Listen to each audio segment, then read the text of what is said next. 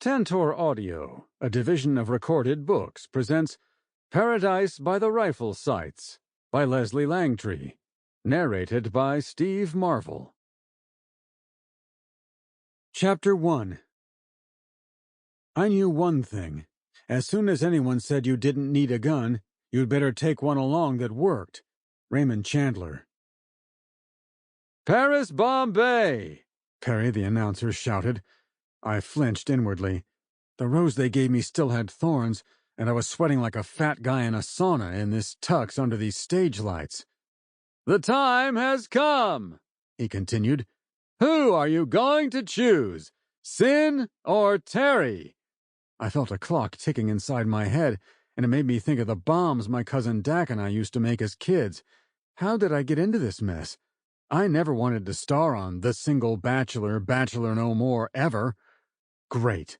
Sin and Terry are looking at me, thinking I'm about to make a decision. How do I tell them I can't? It all started 2 months ago, and it was all my sister Liv's fault. "But I just finished a job," I protested. "And if you think it was easy taking out an African warlord using only a plastic hotel key, hint, it's all in the wrist, you're kidding yourself." "Well, I can't do it. Alta has the state science fair, and Woody is trying out for the Olympic archery team. It's the finals." Liv folded her arms over her chest and pouted. She actually pouted. And that's when I knew I was screwed. "We're not supposed to do each other's assignments," I whined, even though I could feel myself giving in a little. And when I say assignments, I mean contract killing, just to make that clear. I'm an assassin. So is my sister, my dad, my cousins, and my grandmother. Well, actually, Grandma Mary is retired. The Bombays have been contract killers since ancient Greece. After 4 millennia of wet work, you become pretty good at it, and we are the best. Every child born a Bombay joins the family business, whether we like it or not. Retirement is something that only happens when you are old enough to join the council. All jobs are handed down by the council. If you screw up, let's just say the consequences are dire. On the plus side, we are each independently wealthy world travelers who can creatively kill anyone with anything. I'm serious. I've seen, or participated in, death by mangoes, scotch tape, and once, a cleverly placed cotton ball. We are allowed to pick our own modus operandi as long as the work is done and the Bombays aren't implicated. Technically speaking, we only have 1 or 2 assignments a year, assignments we are not allowed to pass on to other Bombays. Liv threw her hands in the air, a gesture of futility she knew would work on her little brother. "It's bad enough I can't do both of the kids' things. Todd and I have to split up to go. And I won't pick whether your precious nephew or adorable niece feels abandoned on their big day. I just won't do it." I sighed the sigh of capitulation. And Liv knew it. I had to give her credit for not gloating. I would have. "Okay, fine." I walked over to the fridge and pulled out a bottle of Chardonnay. "I'll do it." After uncorking the bottle, I handed my sister the first glass. Liv threw her arms around me and kissed my cheek. I saw that coming. It was what she did every time she needed me to cover for her. I could write the dialogue for these conversations. She always won, and I always lost. After she left, with a small, in-your-face victory dance when she thought I wasn't looking, I opened the envelope with the information on the Vic and this assignment. Chuck Plimpton was a big-time TV producer who ran a human trafficking ring for his string of sweatshops on the side. The problem, well, besides the human trafficking ring, was that Chuck was a hermit. No one had taken a picture of him in years. He didn't go to parties or award ceremonies.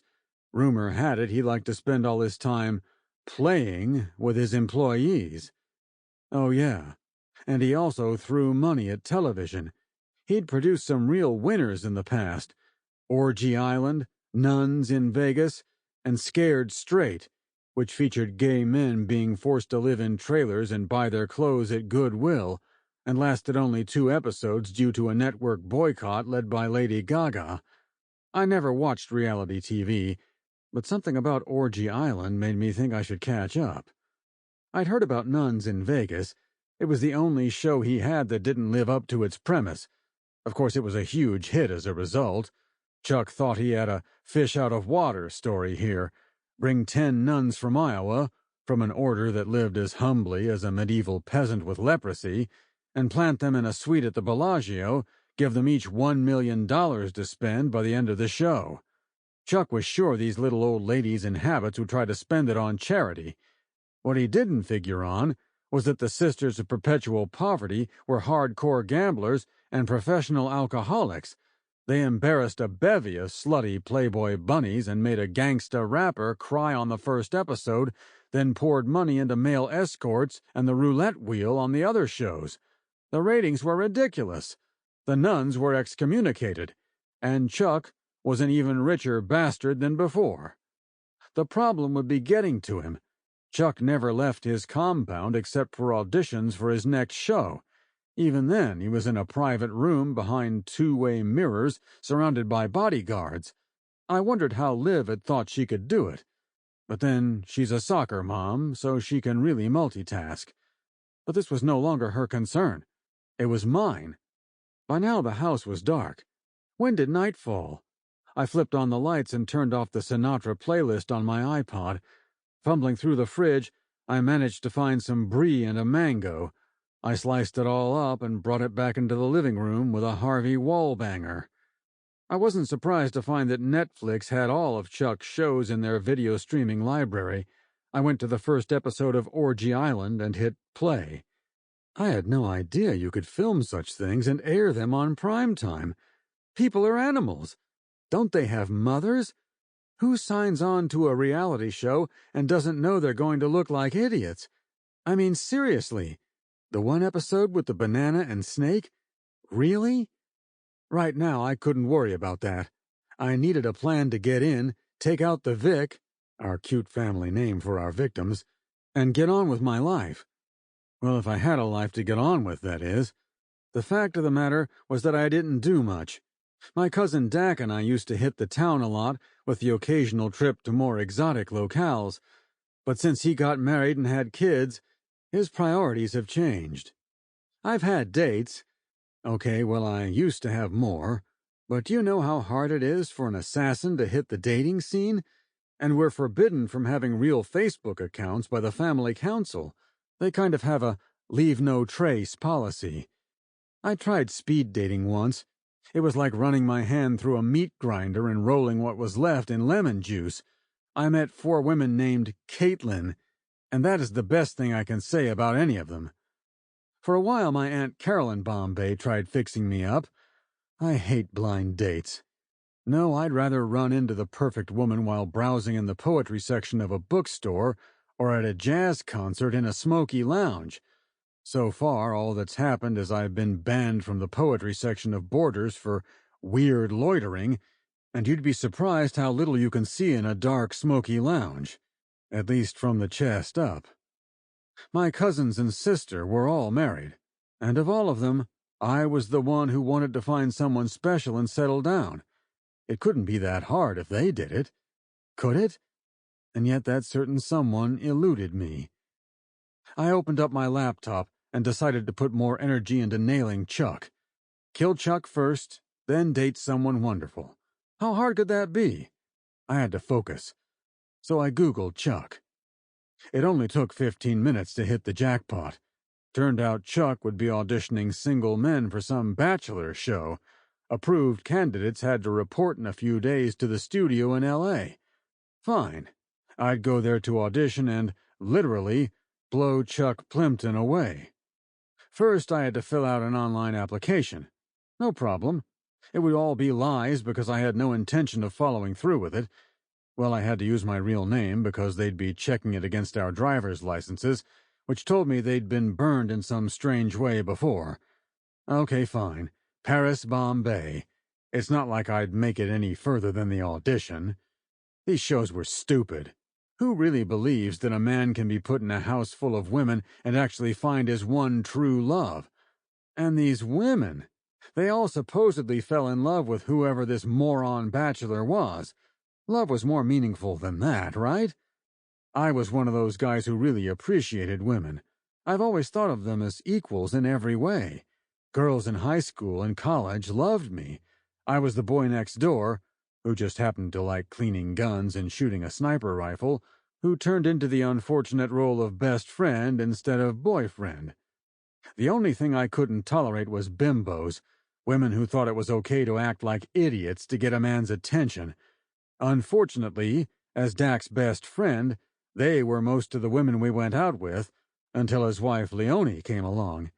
In my humble opinion, these women who played the part of slutty girlfriend, hoping for a diamond from one guy she shared with 20 other losers, was the worst of all.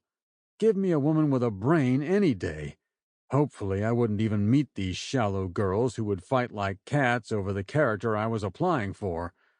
So I filled out the application in a way that would get me in the door, but not much else after.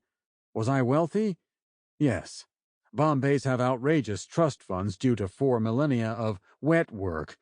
What was my idea of a perfect date? A picnic on the beach at sunset sounds cliché enough to work. If I was a fish, what kind of fish would I be and why? Are they serious? Okay. I'd be a salmon, swimming upstream against the flow to be with the, girl salmon I love. After hitting send, I put the laptop down and picked up the phone to call my cousin Missy. Perez? I heard her ask. Of course she'd have caller ID. Hell, for all I knew, my inventive cousin could see the color of my boxer shorts. They are black, if you must know. Hey, Missy, I have a job and I need some advice. I smiled as I said this. Missy was the inventor of ways to kill people for the Bombays. She'd come up with everything from exploding wacky wall walkers to plants that could suck the oxygen out of the room. What's the scenario? She asked. This was good, because Missy tended to get sidetracked easily. Bring up a silencer make, and she'd tell you how to explode them when you pressurize them. I'll be in one room while my Vic is behind a two-way mirror, flanked by security. Now that I said it aloud, it seemed harder than it originally had. Maybe there was another reason Liv didn't want this gig. Wow, Missy said. That got my attention. Missy never said anything other than, give me a few hours before. It might take me a couple of weeks. What? Oh, okay. I cleared my throat. You know what, Missy? Don't worry about it. I can come up with something. Really? Are you sure? Came the doubtful reply. I nodded as if she could see me. Yes, I'll take care of it. Don't worry. Okay. Missy sounded cheerful before the phone went dead in my hand. I was on my own. Damn. Chapter 2. I needed a drink. I needed a lot of life insurance. I needed a vacation. And I needed a home in the country. What I had was a coat, a hat, and a gun. I put them on and went out of the room. Raymond Chandler, farewell, my lovely. The next morning found me tired from staring at the ceiling all night with no new ideas. I had nothing. Basically, all I could come up with was actually making it to the audition. It was the two-way mirror's fault. The bodyguards would have the drop on me before I could do anything, and then I'd have to be able to get out of there unseen. There'd be a line of actors waiting their turn in the hallway, and without knowing how many were behind the mirror, I couldn't plan an organized attack. That annoyed me. I loved being organized. It's like foreplay. I needed advice. Why was I blanking on this gig? Because it wasn't assigned to you, Dax said an hour later when he met me for coffee. There is a reason why jobs are assigned to specific Bombays. He motioned for the blonde waitress to bring him another cup without even looking at her. Marriage had really changed him. For the better. Now if I could just find someone. The Vic loves brunettes. He gets most of his sweatshop workers from Central and South America. My sister, Liv, was a brunette with big, innocent eyes. Vic wouldn't have suspected her of anything. Pushing back in my seat, I brought my right ankle up to rest on my left knee. We've helped each other out on jobs before, I said. A fleeting memory of Mickey Mouse going pop at Disney World crossed my mind. Dak shook his head. We've helped each other, but never completed the job for someone else. He chuckled softly. What were you thinking? The waitress returned with Dak's coffee. She raised one eyebrow suggestively at me. For a moment, I took it as flirting. Then she pointed to my empty cup. I just shook my head and waved her away. I wasn't thinking, I answered. The gravity of the situation hung in the air between us. Dak was right. None of us ever took on another Bombay's job before. Even with Liv, I'd helped her, but I never did it for her. This was serious. Didn't she realize what she'd asked me to do? I ran my hands through my hair. What was wrong with me? I should just call her right now and tell her I refused to do it. What are you going to do? Dak asked. I look at my cousin and best friend. His hair was tousled, and he looked like some guy in a Starbucks ad with his blonde hair, blue eyes, and golf shirt with khakis. Marriage and kids agreed with him. There was a glimmer of contentment in his eyes lately. One more thing to make me realize how alone I really was. I'm going to call my sister and tell her I can't do it, I said firmly. Digging out my cell, I hit the quick dial. Liv answered on the first ring. What? Her voice was flat, like she knew why I was calling. Dak nodded at me and I spoke up. I can't do your job. I'm not supposed to. What? Liv's voice took on a dangerous tone. I waited for her to respond, but there was nothing more. I can't do an assignment given to you by the council, I said. Why not? My sister asked. I've saved your ass many times, Paris, Cyrano, Bombay. Uh-oh. She sounded like Mom. And you're telling me you can't do this one little job? Her voice was calm and even. That was worse than hysterical and yelling. Fine. I caved with as much dignity as a man can when doing so to his sister, in front of his best friend. That went well. Dak grinned as he took a sip of coffee. He really couldn't talk, though. His sister Jin had him by the balls most of the time, too. Just help me come up with some ideas, I pleaded, my dignity now pooling on the floor at my feet. Okay, he said with a shrug. When can you go forward? I sighed. If I get accepted to audition as a contestant, it'll be soon. If not, we'll have to go a different way. Dak dropped a 20 on the table and rose to his feet. I'll talk to Leone and Jin, see if they have any ideas, and talk to you tomorrow. I got up to leave. Thanks, Dak. I headed back home feeling a little better. Dak would come up with something, but maybe I should have a few thoughts for a backup plan in case he didn't. I took some paper and a pen and sat at the dining room table.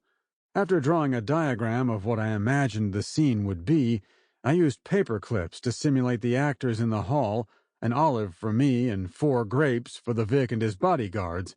I had to think of it as a room with only one entrance. Hoping for an extra exit was an amateur move. Always think of the worst and you'll be better off. That's my motto. Well, that and avoid flamethrowers at all costs. I really don't like flamethrowers. That's just plain cheating. One possibility was to smash through the mirror like Ryan Reynolds did in Blade Trinity. There would probably be an extra way out in that room, but that required getting the drop on guys I couldn't see. Spraying the window with machine gun fire might work. It would have to be an Uzi or some other compact for me to smuggle it in. That would smash the window and kill pretty much everyone behind it. But it was noisy and would draw the attention of the actors in the hallway. I imagined a bunch of vapid, attractive men trying to keep their Botoxed features placid at such a noise so as not to induce unsightly wrinkles. I also tried to imagine them rushing in to help, but I was pretty sure they'd flee instead. Why help someone and risk having your 6-pack abs scarred by a bullet? The idea made me laugh. Maybe going out the way I came in was an option after all. The other problem with the Uzi idea was that it would be tough to smuggle in. My Vic was paranoid and had security. No doubt he'd have them searching everyone. At least that's what I would do. The olive, grapes, and paper clips stared at me. Have you ever had an olive stare at you? It's creepy. I ate the food and shoved the paper clips aside. Once again, I had nothing. My cell beeped, and I pulled it from my pocket to check my email. Mr. Bombay, you have been selected to audition for The Bachelor. Please report to Studio 7B at the date and location listed below. Sincerely, the producers. I was in. I had 2 days. 2 days to get to L.A. and complete Liv's assignment. Once home, I would finally look into some speed dating or something to get my life on track. That was something to look forward to. Chapter 3. Nothing is impossible. Some things are just less likely than others. Jonathan Winters. You want me to shake his hand? I asked Dak, frowning. It's a small clear pin filled with tree frog poison. Dak grinned at me as he pulled out a small, nearly invisible needle. So he'll feel it when it happens? I wasn't sure about this. Bombays weren't too keen on getting caught. Dak ran his other hand, the one unencumbered with frog poison, through his hair. Well, yeah, but you palm the empty needle and get away. I examined the needle. Exactly how do I hold the needle so it pierces him and not me? You grip it with your palm. Dak's smile lost some of its luster. I don't know about you, but I don't have prehensile palms. I shook my head. And this whole plan is contingent on the fact that I can get a face-to-face with him. I pictured myself failing at this and attempting to throw the needle at the mirror in a last-ditch effort. In this fantasy, the needle would clink against the mirror before shattering on the floor, spilling a microscopic amount of tree frog poison. Dak nodded. Okay, that won't work. Sorry. I sighed. No problem. I shouldn't have asked. Of course, I shouldn't have agreed with Liv either. Ask Missy, Dak said. I told him about my conversation with her. Anyway, this is my problem. I looked at my watch. I have to pack for my flight tomorrow. An hour later, I had my black Toomey roll-on neatly organized with everything I would need for the trip. Everything, that is, except for a plan. The whole thing was bothering me. I've always been organized, on top of things. How did this happen? It wasn't like me at all. I just have to think of something on the flight over. My audition was in 12 hours. Whatever I'd need, I'd have to find in L.A. I'd never been so disorganized.